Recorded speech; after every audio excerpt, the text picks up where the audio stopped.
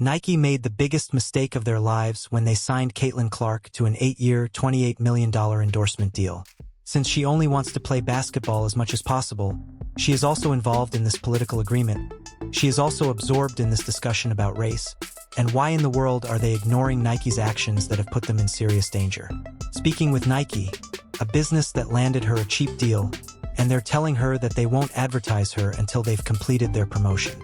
Since Nike has decided to give up, A'ja Wilson has refused to produce any Caitlin Clark advertisements and will not release a Caitlin Clark sneaker.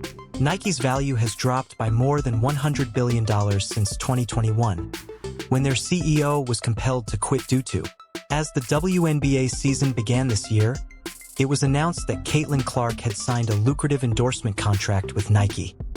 The $28 million deal was for 8 years and featured a signature sneaker, which was not very significant but a good price for a generational consumer. Things got so bad that so many people demanded that he be fired. Are sports losing their appeal? Talent is what everyone else thinks, too, considering that they may have just signed one of the biggest stars of the next 20 years. Nike was supposed to make a big splash, but nothing happened, so they just gave up. Now, her WNBA season is over, and Nike hasn't done much to market her since signing this contract. No ads have been released, demonstrated to we haven't seen our advertisements. It's amazing that no Caitlin Clark items have been found, and we have definitely not seen any of her iconic footwear. But there have been some encouraging developments. Consider LeBron James, Michael Jordan, one of the few generational talents capable of earning billions of dollars. Caitlin Clark in April of this year, followed by Tiger Woods. Committed signed a $28 million, 8-year pact with Nike. Even though Caitlin Clark was unanimously selected as the WNBA Rookie of the Year, Nike has no intention of making a shoe for her. Why not? It's obvious that Nike's official explanation is untrue. What do they hide?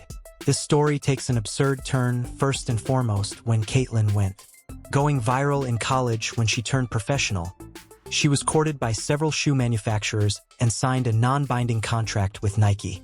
She was twice as popular as Angel Ree, who finished second, and 4 times more popular than the most popular male player, Caitlin Rose, making her the most well-known collegiate player in the country.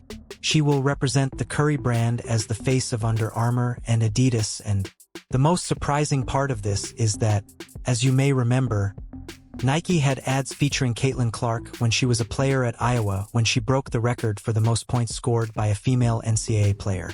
Nike encouraged her to stay with the company during her time in college, and everyone was waiting for an update on her signature sneaker, but there is still no news. As well as the men's record, Nike put up this huge billboard that said, "If you break it, you own it." This also happened in Iowa. Since then, they have released new materials and advertisements.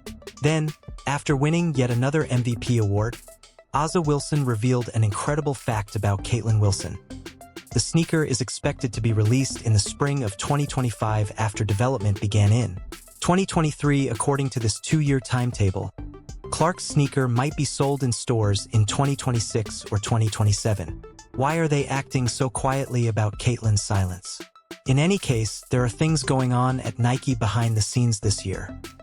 The 2027 Nike rationale is a drawn-out process that requires the collaboration of Clark and the Nike employees, including making millions of pairs and overseeing an advertising campaign. The stock has dropped by over 20%. I am aware that they have made recruiting and firing decisions as though there were a lot of moving parts, each of which looks so small and unimportant when you consider the treasure trove that is. Even while I am aware that they are blaming it in part, I think Caitlin Clark's lack of acknowledgement, endorsements, ads, products, and other items she ought to have gotten during. There's a reason why they can't do this for Caitlin Clark, and sure enough, there hasn't been a Nike commercial feature in Clark as a professional, despite not exactly being forced on the scene. Her rookie season is more about politics, but there's still more. He had his own line of footwear during his debut season, so 20 years ago Nike saw the opportunity to release LeBron's shoe and was quick to act on it. This man is going to be very important. The public considers that. When shoe brands expressed interest in signing LeBron James in 2003, a signature sneaker was at the top of the list of items that Reebok, Adidas, and Nike all wanted to sign. However, not a single Caitlin Clark advertisement during her 4 years as the world's biggest sports personality drove these television numbers. So Nike is lying if that is their line of reasoning. Without LeBron's knowledge, Nike started designing and manufacturing a sneaker for him while he was still in high school. Their goal was to completely overwhelm him, and it worked when he made his NBA debut. They wanted no word of the story to spread, so they came up with a code name inside LeBron that was AR Zoom Noble backward. Even if he wears Kobe sneakers and sets records, you're telling me that Nike can't make shoes in 3 years due to poor quality control? No, there's more going on here. The LeBron one is a product of his cooperation with Nike. Since the plan had always placed Caitlin on the longest contract ever, they are purposefully attempting to keep her out of the spotlight by not having her appear in a Nike commercial yet. Ignore her since Nike is preoccupied with someone else. In summary, Nike looked into a generation's marketing potential and is using it to promote outdated products. Why is this happening? Here's the money. According to knowledgeable sources, it is confirmed that Aya Wilson, a Nike athlete and WNBA MVP, is involved, but the odd Wilson has to do with the company's culture. Ethan Strauss, a well-known author and influential figure, claimed on Substack that it is unquestionably related to Nike athlete and WNBA VP Aya Wilson based on contacts with insiders. What kind of thing is it that social media was so critical of Caitlin after she accepted a $28 million deal with Nike? Take a look at the headline that follows. Stated in a prominent newspaper that the reason for the agitation is because Caitlin Clark will be getting her own shoe. According to the story, Caitlin's choice to wear her own sneakers is beneficial for women's basketball, but the revelation of the arrangement has angered others. What's wrong? White WNBA players were the only ones, according to some supporters, donning their trait. Many people think that Las Vegas Aces player Aya Wilson, who hadn't even played in a WNBA game, should have gotten her own shoe before Clark. She had the most incredible momentum of any athlete in history after playing in a national championship game that drew over 20 million viewers, and he was selected in the first round of the rookie season, breaking an absurd number of records and winning Rookie of the Year. However, the precise announcement has not yet produced, even though Caitlin Clark is the biggest athletic sportswear brand in the world. He missed out on this opportunity that night, and we didn't hear from them the entire season. How can you pass up a chance like that? Why don't you take advantage of it? I wonder if I were Caitlin Clark's management again. I have no idea what goes on behind the scenes, but I would definitely be reevaluating the deal I signed. I apologize to everyone for breaking the news, but even though Aya Wilson is a 3-time MVP, her jersey sales were 6 times lower than in the league, even behind Kate Martin, who is the current face of the NBA. Absolutely absurd is Aya Wilson. Do I think that Caitlin Clark would outsell A'ja Wilson's sneaker by 100 times if they both dropped shoes today at the same time? Played very little in the second half. Given that the WNBA's top jersey sales this season aren't the actual numbers, do you think that maybe this scared Nike? Yes, it is. Their goal isn't to grow the WNBA. Rather, it is to focus on inclusion, equity, and diversity. What they're doing to Caitlin Clark is crazy. It's misguided and lacks long-term vision. So Caitlin isn't incompetent at basketball alone. Racially and unfairly biased, why would Nike put justice before profits? This is made worse by the fact that this clearly reveals a racial motivation. If Nike had just moved on in the most profitable way, there wouldn't have been as much of a concern, but they are hiding behind thin excuses like declining sales and layoffs. They still have plenty of time to complete things for Aya Wilson, though I assume that they're WNBA. Since the department is still open, they should just give Caitlin some time because they know what will happen. As has happened in the past, AA will be forgotten and Nike will have to pay for a contract that isn't making enough money in the NBA.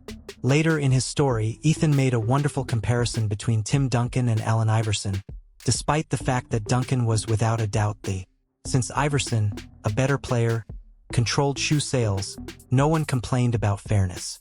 In fact, Nike tested Tim Duncan's footwear twice before discontinuing them due to low sales. But you know who didn't care? If Aya Wilson were like Tim Duncan, Caitlin Clark's circumstances could be different.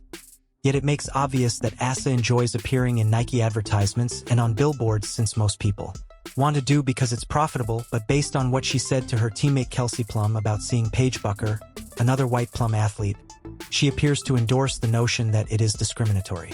Express your thankfulness, but Oz's response shows that Paige's wealth has helped her succeed. She is an amazing basketball player, of course, but which one is it? They don't want to irritate AA if she is the best female athlete for Nike. Her only image the first preseason game in which Caitlin Clark made a notable appearance was mentioned on Twitter by the WNBA, but the coach of the Lynx in USA stated that there are other teams playing tonight besides Caitlin Clark. ITC multiple players are represented by the W. It was Caitlin's response if Nike had offered her a pair of sneakers right away, even though the coach of Team USA chastised her. Olympic coach who infuriated a lot of people when the 22-year-old made her preseason debut. One older woman was furious, but it wasn't all that happened. Caitlin was left off of the Team USA roster, as was to be expected, and the reason given was that she still hadn't earned it.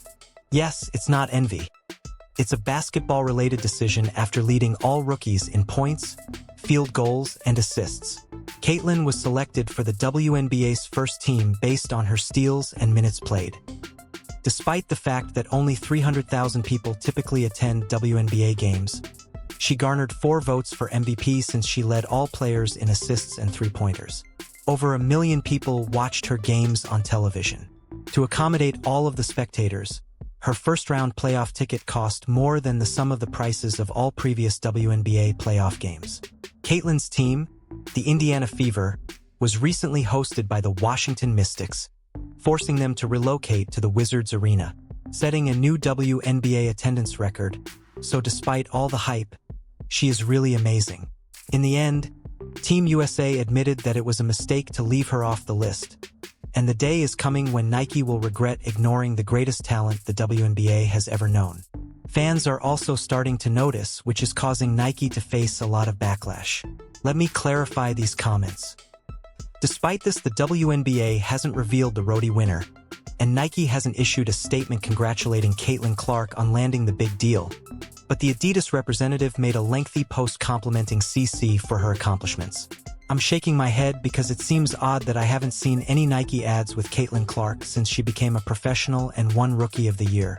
They know that Caitlin Clark is hated by the WNBA, and she has received tens of millions of dollars, yet she still hasn't a single shoe. Given that the WNBA is a harsh work environment, Nike wants to avoid drawing attention to a straight Catholic woman who identifies as Catholic and aspires to play professionally. It makes sense for them to support Caitlin Clark's great debut season, but her sponsor Nike remains silent to prevent offending Asia. What do you think? Is Nike's reluctance to award Caitlin Clark her own shoe genuinely due to a fear of a social media backlash? Do you think the reasons for the former CEO's resignation are obvious? Please use the space to express your thoughts, provided for remarks below.